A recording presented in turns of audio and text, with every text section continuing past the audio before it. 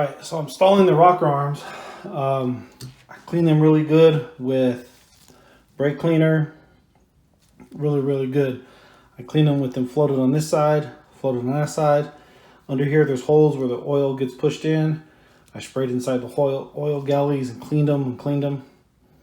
And then I took air to it, blew in all the holes, blew everything off. So now that I'm putting them on, I greased the tips of the push rods on both ends, and I greased the ends of the rocker arms. So as I put them in, I turn the engine to make it look like all these are level. Okay. Now, the most important part is getting to see how the push rod is in its little, groove or notch there. Okay. Got to sit it in there because sometimes it'll kick back here or in the front. We got to make sure that they're evenly right there.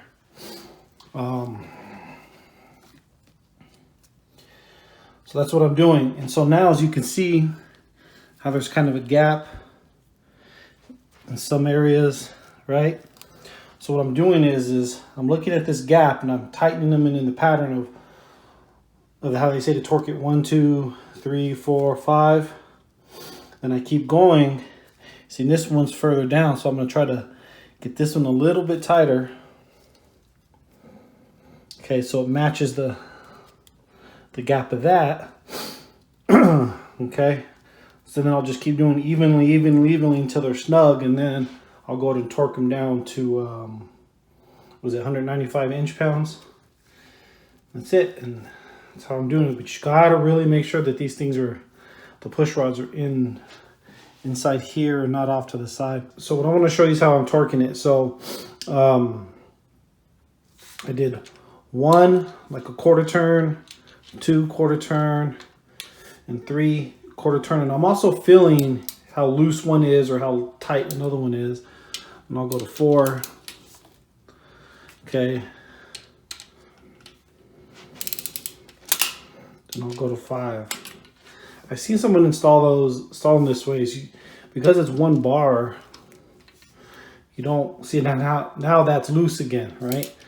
So we just kind of got to work it down slowly until the torque wrench is ready to work. And I'm just doing this. See, that one was tighter than those two.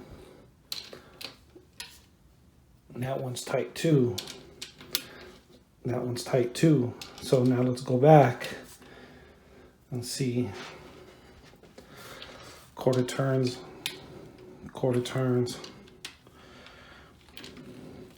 And that's kind of just what I'm doing until it's torqued.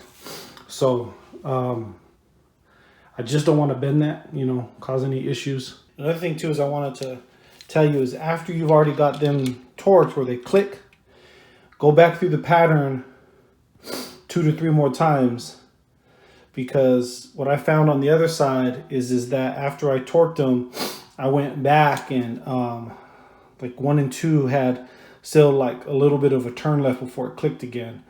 So do it 2 or 3 times until they're all like they click right away.